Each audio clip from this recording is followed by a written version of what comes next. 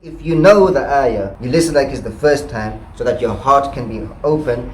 They wouldn't be so caught up in, I already know this, or I know better than this, or I studied better tafsir than this. In Surah Ghafir, that the very people, a sign of kibr, arrogance, is like, okay, I already know this, you don't have to tell me.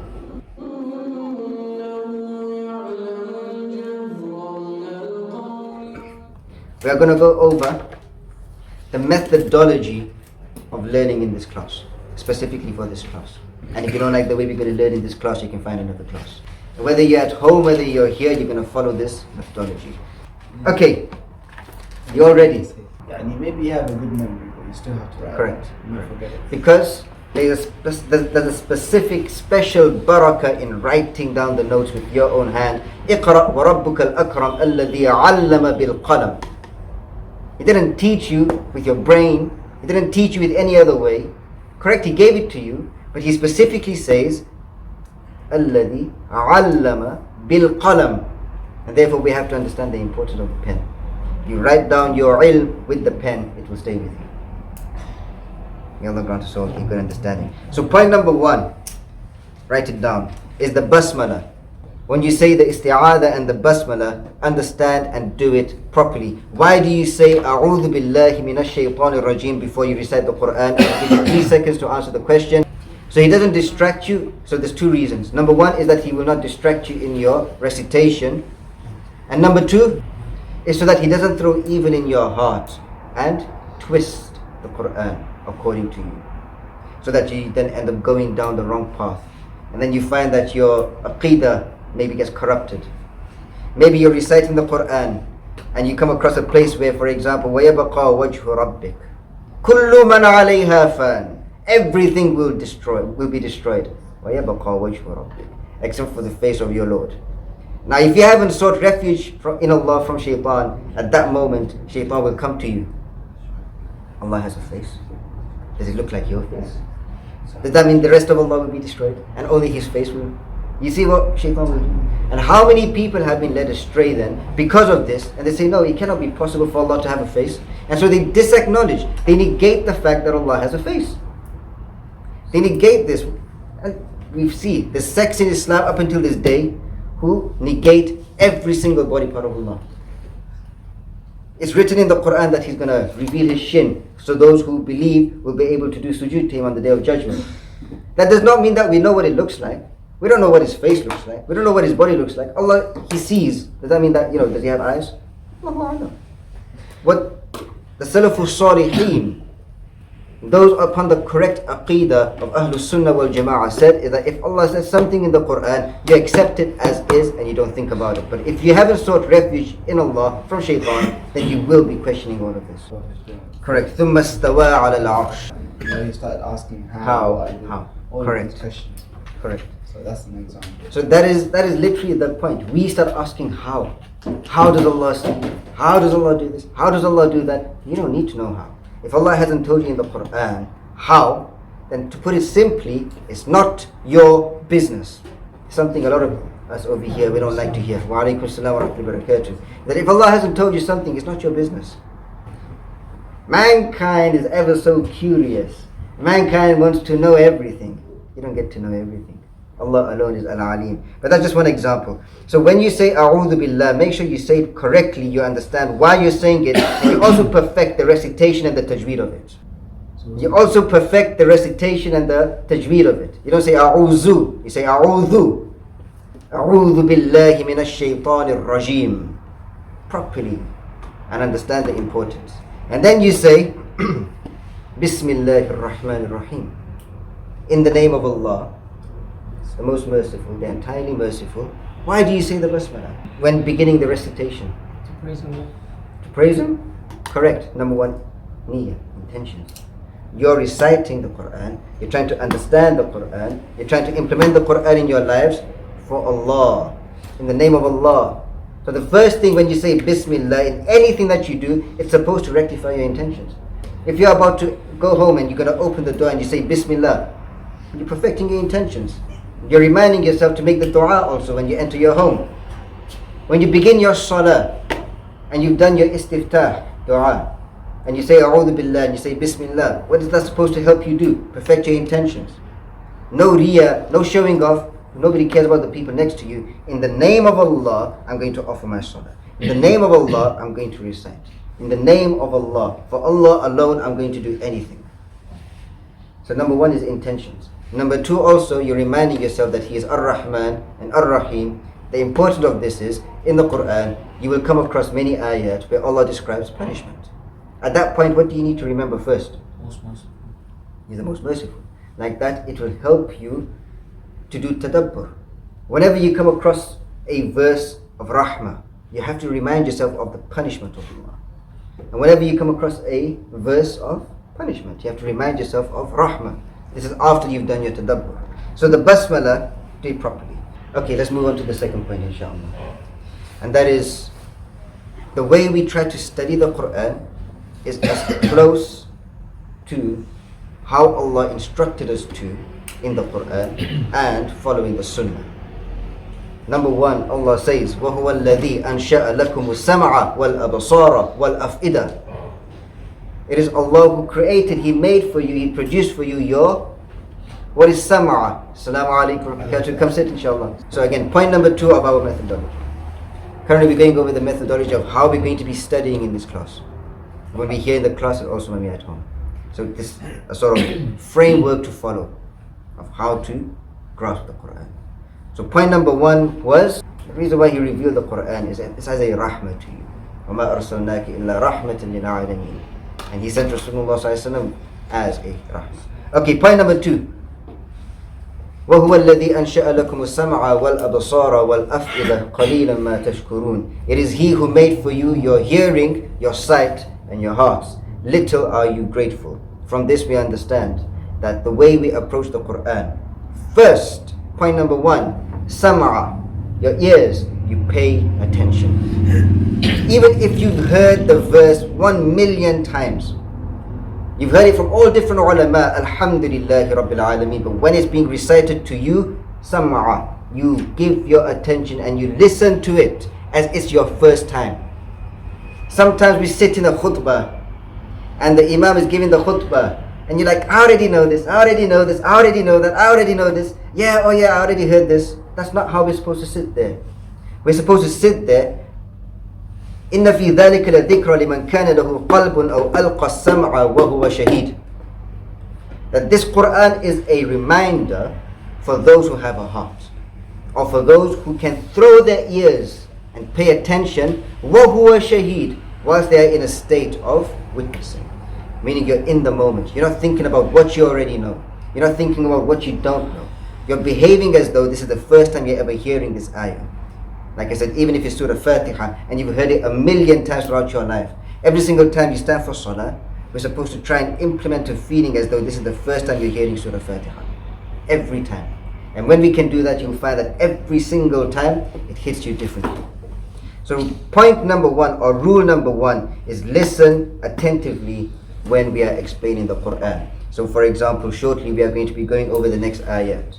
Every word, you're going to throw your ears, وَأَلْقَى السَّمْعَ, and pay complete attention, وَهُوَ شَهِيدٌ, whilst you are witnessing that. You're not going to give your attention to anybody else, whoever's coughing or anything else that's going on around you. You're going to give your complete attention to the Qur'an because it's the word of your Rabb. And your Lord Himself said, إِنَّ فِي ذَلِكَ لَذِكْرَ لِمَنْ, for whoever, meaning not other sides, but لِمَنْ كَانَ لَهُ قَلْبٌ, for whoever has a heart. And the sign that you have a heart is أَوْ أَلْقَى السَّمْعَ وَهُوَ شَهِيدٌ, that you can pay attention to the words of Allah and be in a state of presence. Simple. That's the first point. Allah also says in Surah Qiyamah, لا تحرك به لسانك لتعجل به. Don't just move your tongue trying to recite the Qur'an. إِنَّ عَلَيْنَا جَمْعَهُ وَقُرْآنًا. It is for Allah to gather the ayat in the heart. فَإِذَا قَرَأْنَاهُ, so when the Qur'an is recited unto you, فَاتَّبِعْ قُرْآنًا, follow it. Follow the words of the recitation. Follow the meaning as we are explaining it. This is all the first part. Using your ears. The first thing Allah told you to use is your ears. This comes before seeing. Because Allah said so. This is the order Allah gave. وَهُوَ الَّذِي أَنْشَأَ لَكُمُ السَّمْعَ وَالْأَبْصَارَ. He didn't say abasara first. So you follow the way Allah told you to follow. Allah also says in Surah Baqarah, الَّذِينَ آتِينَاهُمُ الْكِتَابَ يَتْلُونَهُ حَقَّ تِلَاوَتِهِ, following it closely. Rule number two, we get to the sight. So we have now paid attention. Let's say we're sitting in class and we have now gone over the next ayah. You've heard, you've paid attention, you've been able to grasp it and understand it. Now you move on to the seeing part. Right? وَهُوَ الَّذِي أَنْشَأَ لَكُمُ السَّمْعَ وَالْأَبْصَارَ. Now you're going to open the Qur'an and you're going to look at the words. As Rasulullah sallallahu alaihi wasallam says, give your eyes a share of the Qur'an by looking at the words. So the second time we go over the ayah, you will now look at it and follow it whilst looking at it. You've already heard, you already understand the meaning of it now. So the second time now you can follow the recitation with your eyes and your ears. Again, even if you know the ayah, when you listen like it's the first time so that your heart can be open. And this is how the Sahaba used to approach it also. And we've heard, the people of the past, the Salaf al-Salihin, every single time they heard an ayah, they would try and behave as though it's the first time they're hearing it. They wouldn't be so caught up in, I already know this, or I know better than this, or I studied better tafsir than this. Actually, Allah, He mentioned in Surah Ghafir that the very people, a sign of kibr, arrogance, is like, okay, I already know this, you don't have to tell me. Right? That's a sign of kibr. We don't do that with the Qur'an. So once we've listened, we've paid complete attention, and now we've also seen the words with our eyes. Now we get to the final part. Wal-af'ida. Af'ida stands for your heart. This is where your heart can now grasp it. It also stands for your feelings. You can now feel the Qur'an. It moves you. It opens you. You feel like melting before it. You feel like having khushu' now. Because now your heart has grasped it. خُذُوا مَا آتِينَاكُمْ بِقُوَّةٍ. Your heart has been able to grasp it with firmness. So now, once you have listened to the tafsir, to the explanation, and you have seen the words with your eyes, and you've followed and listened, the second time, the third time around when you go over it, you recite again. Your ears is listening to your own mouth, so you recite out loud. Your eyes are following, and your heart is grasping. That is how you approach the Qur'an. That is how the Qur'an will come to you. So again, the third time, you're going to be thinking more with your heart now. You're going to understand now with your heart. This is when the heart is breaking into pieces before Allah. The first was the ears. You paid attention. The second, you followed with your eyes. Now, your heart is there. Only then you get to step number 4. And step number 4 comes repetition, memorization.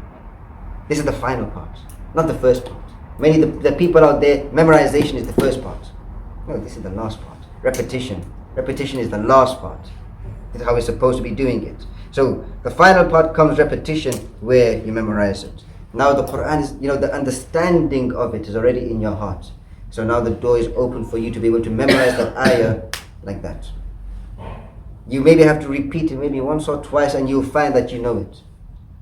Because you followed the correct way, the way Allah told you to follow the Qur'an and to study the Qur'an. Once you finish memorizing it, we get to the final step. Step number 5, which is implementation.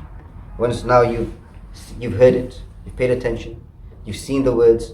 So even when you are not seeing it now, the words will be etched in your eyes. Sometimes we're reciting in Salah, and maybe you're reciting Surah Fatiha, and the words are literally coming to your eyes. I've seen it myself. Sometimes I'm standing on the mimbar doing a khutbah, and I'm about to recite an ayah, and this is the favor of Allah. The ayah comes in front of my eyes somehow. Because it is not you who recites, it's Allah who makes you recite. That's one thing we don't realize. سَنُقْرِئُكَ فَلَا تَنْسَى إِلَّا مَا شَاءَ اللَّهِ. You cannot recite one letter of the Qur'an except Allah gives you the ability to do so. So follow His way, the way He told you to study the Qur'an. We don't need to go out there memorizing the entire Qur'an. Up until the end, you don't even know what it means. And then you see all the divisions in the ummah, and the ummah being so weak. Like scum in the ocean, al-wahan is the hadith. It's because we are abandoning the Qur'an. So again, step number 5 is once you have memorized it, then comes the implementation of it. The most important part, the implementation of the ayah. Now, can you implement the entire Qur'an at once? No, to put it simply. But what we can do is for a week or for a day, if you are revising or studying a specific set of ayat, whatever you study and understand, that you can implement. So for example, today if you're studying the ayah, but part of the ayat we are going to be studying is regarding the angels. Allah says, وَمَنْ عِنْدَهُ لَا يَسْتَكْبِرُونَ عَنْ عِبَادَتِهِ وَلَا يَسْتَحْسِرُونَ. That those who are with him, the angels, they are not too proud or arrogant to worship him. So how can we implement this in our lives today? You've heard it, you've paid attention, you understand the meaning, you've seen it with your eyes, your heart has understood it, you've memorized it. Now how are you going to implement it? Just ensure that you have no kibr. For that day you will just ensure that you have no kibr. Maybe tomorrow you'll come across an ayah where Allah says, وَذْكُرِ اسْمَ رَبِّكَ بُكْرَةٌ وَأَصِيلًا. So on that day you will focus on dhikrullah in the morning and in the evening. So day by day, as the days go by, whatever you're studying, you will try to implement that in your life, specifically that day. And over time, you will see that it becomes easier for you to implement in general. And then the adhkar al-subah wal-masab, it will become routine. And then not being arrogant, it will become routine. Ensuring you checking your heart for arrogance, it will become routine. So this is how we approach it. The set of ayat that you are reciting today, or that you are studying today, or reciting in salah today, try to live by those ayat today. Tomorrow will come. Allah will decide what ayat you should recite, what ayat you should study. So go with the flow, inshallah. So these are the steps. These are the steps that we're going to be following in this class, inshallah. The one that you mentioned earlier, the hearing, the sight, and then... Okay, so in one place in the Qur'an, in Surah Mu'minun, Allah says, وَهُوَ الَّذِي أَنْشَأَ لَكُمُ السَّمْعَ وَالْأَبْصَارَ وَالْأَفْئِدَةَ قَلِيلًا مَا تَشْكُرُونَ. Allah says in Surah Mulk, وَهُوَ الَّذِي أَنْشَأَكُمْ وَجَعَلَ لَكُمُ السَّمْعَ وَالْأَبْصَارَ وَالْأَفْئِدَةَ قَلِيلًا مَا تَشْكُرُونَ. So it's in Surah Mu'minun and also in Surah Mulk, which by the way we should try to study, memorize, and recite Surah Mulk every single night. And then the last part, you mentioned another ayah. What was it again?